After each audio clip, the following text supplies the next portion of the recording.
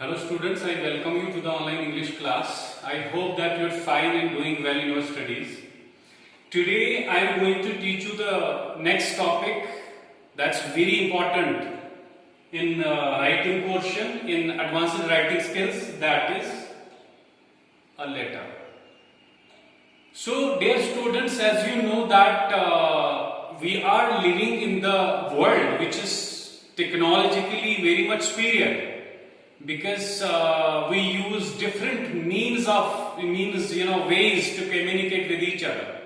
But despite this technological bravado, letters bear equal importance. Right from the beginning, from very beginning, letters have a tremendous importance in our life.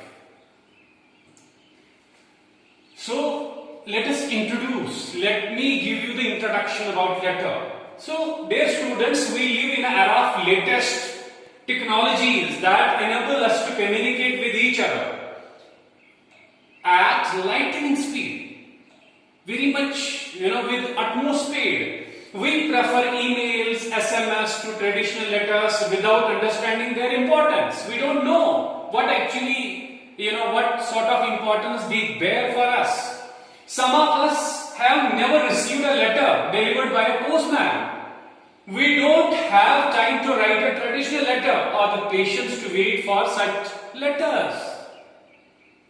But letters have some uniqueness and they create a nostalgic feelings in our life.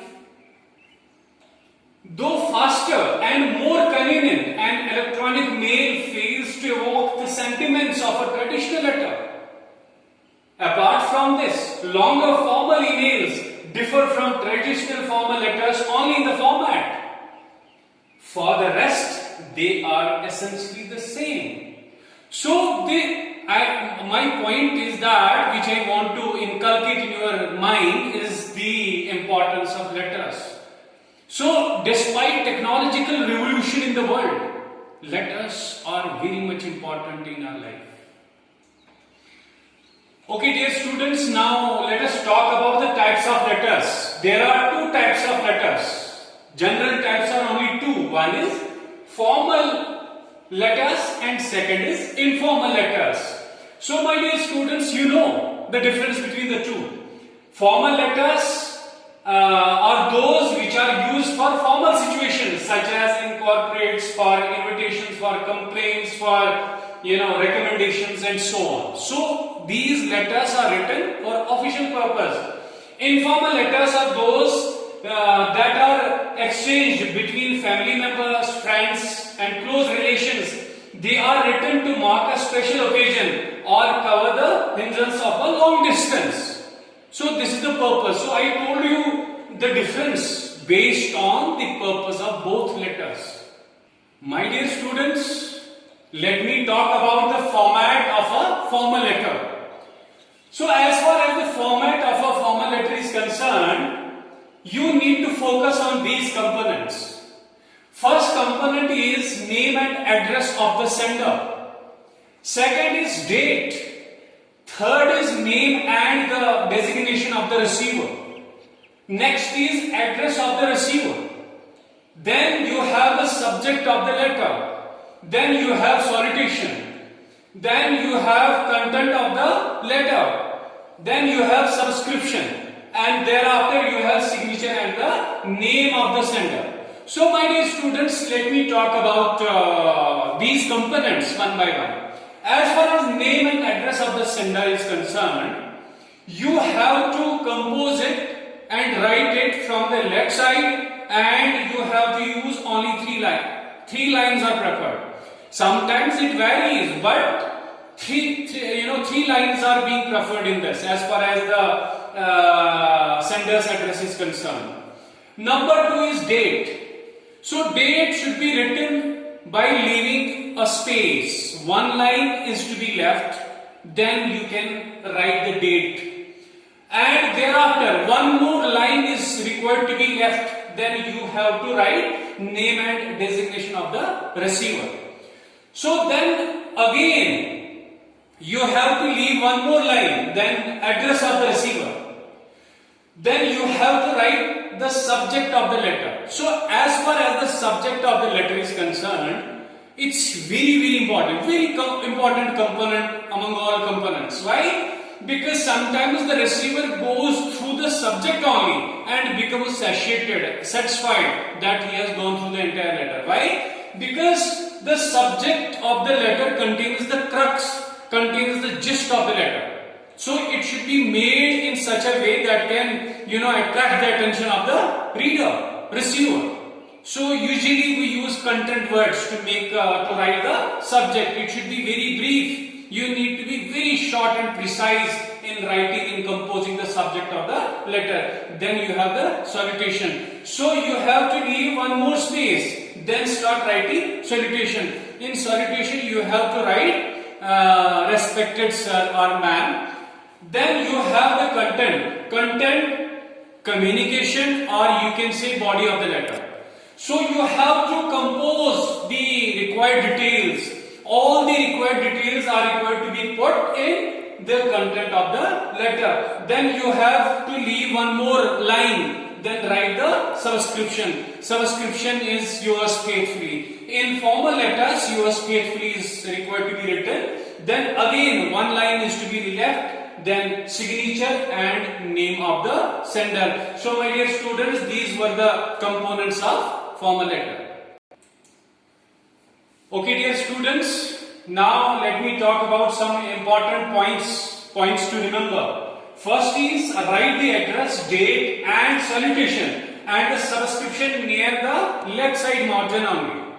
Then you have divide the content, body of the letter into 3 paragraphs featuring introduction, content and conclusion. So these 3 content or communication, or you can say body of the letter, is required to be divided into 3 paragraphs. First paragraph is the introduction, then you have the content, and after that you have the conclusion. So this is the format of the body. So these points are very important. Now another aspect of the letter is checklist. So first is be accurate, concise and specific while writing, while composing the letter. Apply creativity in the presentation of ideas. You need to be very much creative while presenting the ideas in the letter. Organize your ideas before writing the letter. So first of all, you need to think about the ideas before writing them down, before jotting them down. You need to ponder over each and every idea. Then you have another point, be simple, direct and to the point. No unnecessary details are required to be used in the body of the letter. Okay, now students, next point is important tips. Avoid using informal language, number 1. Number 2 is be as precise as possible. You need to be very short and to the point. Cross-check for any grammatical and spelling errors. Even if writing a complaint letter, even if you are supposed to write a complaint, be polite in your words, in your language, and that's very important. Dear students, now I hope that you got hold over the entire topic. Now let me give you one sample about it. So as I already told you that there are many components. So I show you the same components in the sample. First is sender's address. That's the writer has written it in 2 lines, but I told you that 3 lines are preferred. You can write it in 2 lines, 3 lines, 4 lines, but preference is given for 3 lines. So 1 space is there, isn't it? Yes, good. Number 2 is date. So the writer has written it by leaving a line. So again there is a space. 1 more line has been left over here. Then you have the heading, name of the receiver, designation of the receiver. So it is written in 3 lines. In this also 3 lines are required to be used. Then 1 more line has been left. Then you have the salutation. So after that another line has been left. Then the writer has written the subject. So subject has to be written very precise and concise. So these are the main components, first components. Now dear students, let's talk about the body of the letter. So I told you, if you remember, that it is to be divided into 3 paragraphs. 3 paras are required to be used in this. This is first one, this is introduction, this is content. These 2 paras are there in the slide. One is introduction and second is content. This contains the further details. Actually, in this para, you have to introduce the matter that you are going to put in the letter. Then you have to write the further details in the body. Then you have another para. We'll talk about that in next slide. Okay, dear students, this is the last para which contains the conclusion of the letter. You have to conclude what your matter is, what you want to talk about in the letter.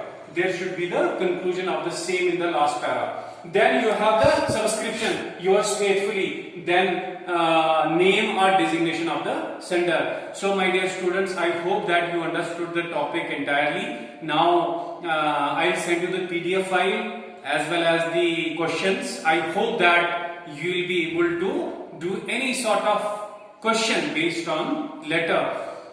And we'll talk about formal letter as well. The same components are there. One is name, sender's address, then you have the date. After that you have to come directly to the salutation.